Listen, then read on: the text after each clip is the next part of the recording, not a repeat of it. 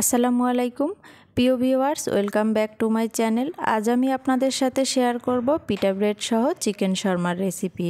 আর আজকের রেসিপির প্রতিটা টিপস ফলো করে যদি আপনারা বাসায় ট্রাই করেন, আশা করছি আপনাদের চিকেন শর্মাও হবে পারফেক্ট। আমার এই রেসিপিটি ভালো লাগলে আমার পেজটি ফলো এবং চ্যানেলটি সাবস্ক্রাইব করার অনুরোধ রইল। তো আর কথা না বাড়িয়ে চলুন মূল রেসিপিতে চলে যাই।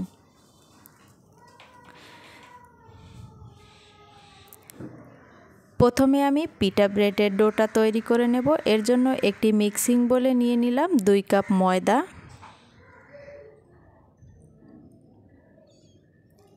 দিয়ে দিলাম হাফ চা চামচ লবণ, দিয়ে দিলাম 1 চা চামচ ইস্ট। আমি 2 কাপ ময়দার জন্য 1 চা চামচ ইস্ট নিয়েছি। দিয়ে দিলাম 2 টেবিল চামচ চিনি, দিয়ে দিলাম 2 টেবিল চামচ সয়াবিন তেল।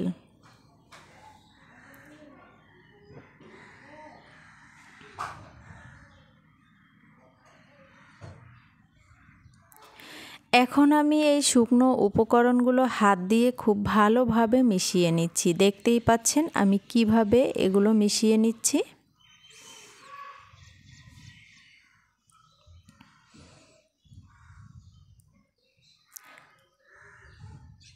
খুব ভালোভাবে মেশানো হয়ে গেছে। এখন আমি এখানে 1 কাপ কুসুম গরম পানি নিয়েছি। এখানে অবশ্যই কুসুম গরম পানি নিতে হবে, অতিরিক্ত গরম পানি নেওয়া যাবে না, আবার একদম ঠান্ডা পানিও নেওয়া যাবে না, তাতে ডোটা ফুলবে না। ডোটা যখন এরকমের স্টিকি হয়ে আসবে, ঠিক এই পর্যায়ে আমি দিয়ে দিলাম 1 টেবিল চামচ সয়াবিন তেল। দিয়ে আমি হাত দিয়ে আবারও খুব ভালোভাবে মথে একটি সফট ডো তৈরি করে নিচ্ছি।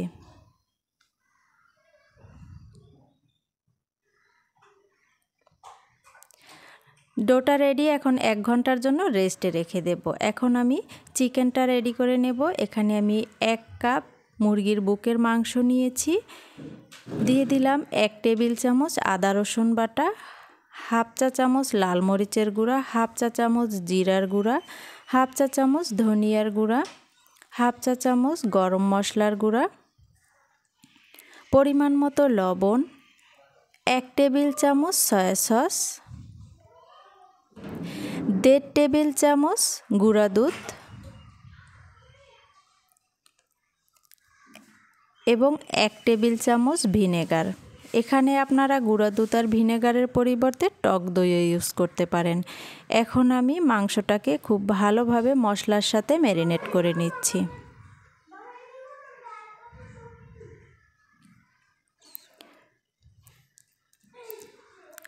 খুব ভালোভাবে ম্যারিনেট করা হয়ে গেলে আমি এই মাংসটাকে রেস্টে রেখে দেব 30 মিনিটের জন্য।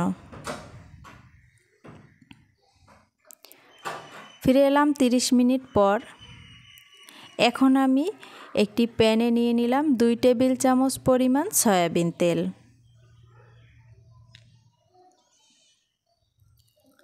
তেলটাকে কিছুটা গরম করে এ পর্যায়ে আমি দিয়ে দিলাম ম্যারিনেট করে রাখা মাংসটা। দিয়ে আমি এভাবে নেড়েচেড়ে মিশিয়ে দিচ্ছি তেলের সাথে। এখন একটি ঢাকনা দিয়ে ঢেকে আমি মিডিয়াম লো আঁচে মাংসটাকে রান্না করে নেব।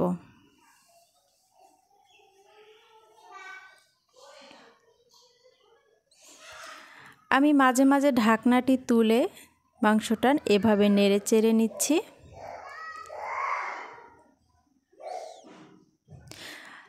মাংসটা যখন ঠিক এভাবে লালচে হয়ে আসবে এবং পানিটা শুকিয়ে যাবে, এ পর্যায়ে আমি চুলা থেকে নামিয়ে নেব।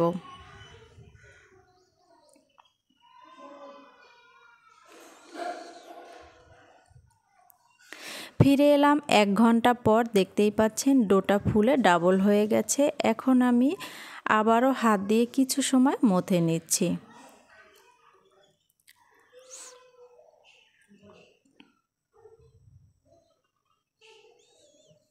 এখন আমি ডোটাকে এভাবে করে আমি লেচি কেটে নেব।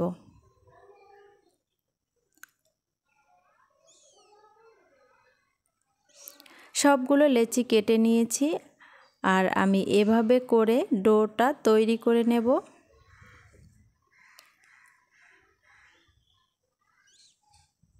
লেচুগুলো একটু বড় সাইজের করে কেটে নিয়েছি, কারণ এই পিঠা ব্রেডটা একটু মোটা হবে, নর্মাল রুটির থেকে একটু মোটা করে বেলতে হবে।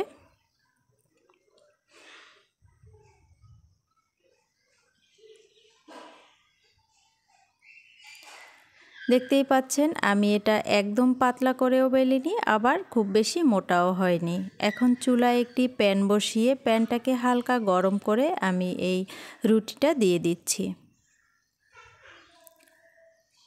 একটু ধৈর্য সহকারে ভাজতে হবে, কারণ রুটিটা যেহেতু একটু মোটা, তাই চুলার আঁচটা একদম লোতে রেখে এই পিঠা ব্রেডটাকে ভেজে নিতে হবে।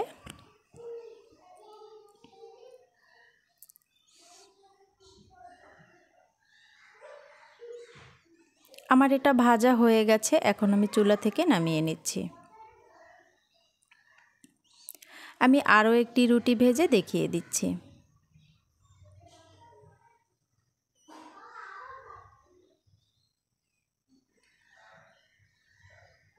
দেখতেই পাচ্ছেন আমি সবগুলো পিঠা ব্রেড একইভাবে ভেজে নিয়েছি।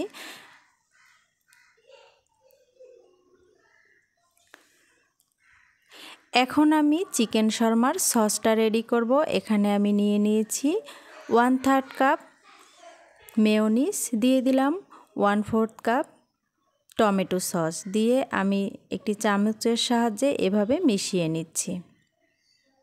মেশানো হয়ে গেছে, তৈরি হয়ে গেছে আমাদের চিকেন শর্মার সসটা।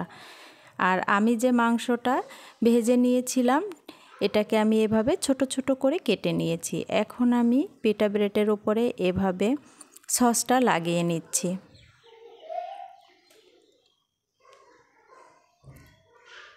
খুব ভালোভাবে সসটা লাগানো হয়ে গেছে। এ পর্যায়ে আমি রুটিটার মাঝ বরাবর দিয়ে দিলাম সেই রেডি করে রাখা চিকেনটা।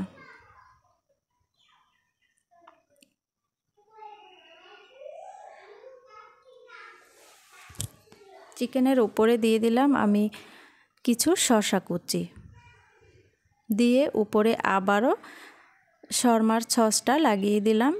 এতে চিকেন শর্মাটা খেতে আরও বেশি ভালো লাগবে। এখন আমি ফোল্ড করে নিচ্ছি। এবার টুথপিকের সাহায্যে এটার মুখটা বন্ধ করে দিচ্ছি।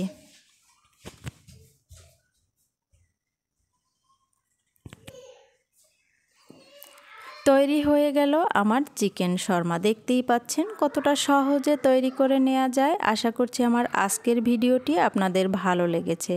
ভালো লাগলে লাইক, কমেন্ট ও বেশি বেশি শেয়ার করার অনুরোধ রইল। সবাই ভালো থাকবেন, সুস্থ থাকবেন। আজ এখানেই বিদায় নিচ্ছি। আল্লাহ হাফেজ।